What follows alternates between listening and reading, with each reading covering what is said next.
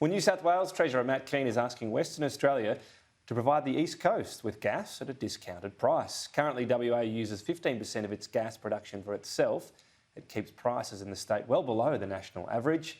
Matt Keane says the federal government should require the country's gas and coal producers to look locally before selling overseas.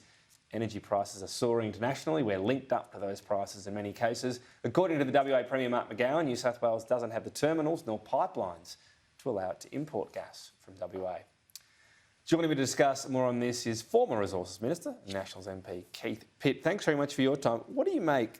I guess the gas plan strikes me as more relevant right now. A national gas reserve, and with an emphasis not just in supply but cost. Is that what is needed right now in a pretty drastic circumstance? Well, firstly, Minister Keane needs to read the Constitution. I mean, onshore, these are state responsibilities. And Minister Keane is renowned for wanting to end the coal sector in New South Wales. He hasn't been supportive of gas, and now he wants WA to fix his problems. You imagine if they brought Narrabri on and they had more domestic gas supply and they weren't demonising the sector, which they now need to keep the lights on. So the idea that WA has to come to the rescue for New South Wales and Victoria or Queensland is fraught with danger. It's a long way away, it'll cost more. You need those states to develop their own resources. So that is part of the push. Victoria's been mentioned as well. What about the gas export trigger though, and the government weighing up a price trigger? That feels a lot more relevant. Supply is one thing, but if we're paying international prices, we're giving away a natural advantage. Is that needed to be considered right now? Well, as I've said, I mean, that's a decision for the government. The government will determine if that's what they want to do. What's your view? Well, my view is very straightforward. There will be a price to pay for that if you retrospectively change the rules for investors who invested billions of dollars. Well, they're going to make a loss on some particular investments. And just you've got to come back to the practical realities here, Tom. So they're complaining about the gas price, but in the budget last week, they cut support for more gas supply. They cut support for more gas infrastructure for further delivery in this country. So you can't have both. Can't have it both ways, mate. So on the gas export trigger, though, you say, oh, well, they'll make a loss. Given where prices are at right now, why would they make a loss if we just said we need a better price domestically? Surely that can be set at a certain level. If it goes beyond that, that's when you can't charge Australians more. That doesn't mean they'll make a loss. So that's not what I'm saying. What I'm saying is they've made particular investment decisions based on the rules that were in place at the time. And that was under the federal Labor government. It wasn't the coalition. This was under the Gillard-Rudd government. It was based under prices a long, long time ago as well. They knew the extraction cost. My point is you can set a price, right, given how high prices are right now, you can set a price that would still be below that international price and help Australians out and our businesses and industries, but still mean the gas companies are making money, just not as much. Well, let's come back to facts. And the facts are the exchange rate's around 64 cents. That's having a big impact. We have, yes, very large exports, there's no doubt about that, out of Queensland in particular and WA. Now, WA has a state reservation policy which was established a long time ago and good on them. Now, if the states come to the point where they agree on domestic reservation and that is coordinated through the Commonwealth, well, that's fine. But they are state constitutional decisions. But now, yeah, sure, but the federal government can always drive these discussions. It can do it via offering incentives, whatever it might be. Let's get back to the question of the price trigger. It would be possible for companies still to make money, not as much, they always want to make more, and Australians to get a better deal. Surely there's a middle ground there on a trigger. What's wrong with a price trigger?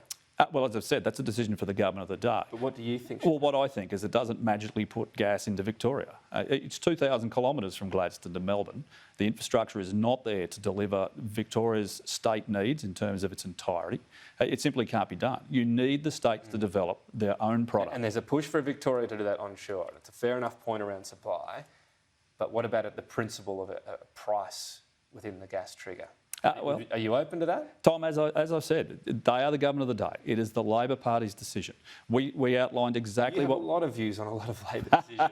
Why no view here? Well, it's a very fundamental proposition, and that is people have invested in this country based on the rules that are in place. So that suggests that you're saying no to a price trigger. That's not what I'm saying. What I'm saying is a decision for the government, but I'll come back to the point I was about to make. The Prime Minister of Japan did not fly to Perth because the wine was good from Margaret River. Now, I'm told it is, but they are very concerned about their energy supply continuing and being guaranteed. Now, the Australian resources sector supplied resources to places like South Korea and Japan the whole way through the pandemic. And the idea that their investments could be impacted directly by a decision of the federal Labor government is very But there's concerning. already a trigger for supply. That's what you're talking about. That's actually a different On the conversation. ADGSM. Price trigger, again. Decision for the government, Tom. So we outlined... That just means you don't want to put yourself out there. You have a lot of views on decisions of the government. You won't have one on this. Are you afraid of upsetting the gas company? Very few things I'm afraid of, Tom. This is not one of them. And I want to once again outline, we had our strategy in place. Our strategy was to increase supply, to ensure we had connectivity, particularly from the big supporting states like Queensland and potentially the Northern Territory. Labor's position is to cut that support, cut the potential for more supply from the Beetaloo, cut the potential for more infrastructure to deliver gas. I mean, if Narrabri had been brought on, if the Beetaloo was brought on earlier, as was our strategy, I mean, it was held up by the Environmental Defenders Office for a year.